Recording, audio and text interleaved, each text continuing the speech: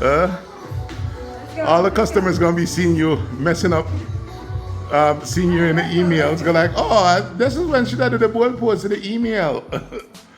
All right, cool. You get it? You ready for it? All right, let's do the business. This from time to time.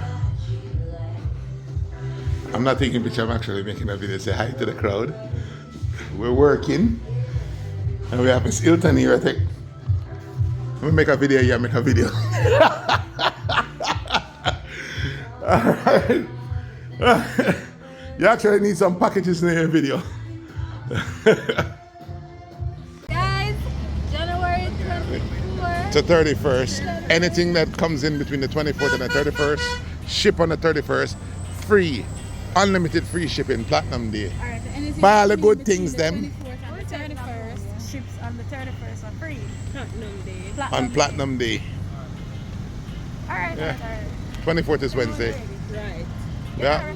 Roll. The whole time, we never stop roll. Guys, you don't know it's me, Akilia. Again. Part owner of the company. Alright, so you have Uno.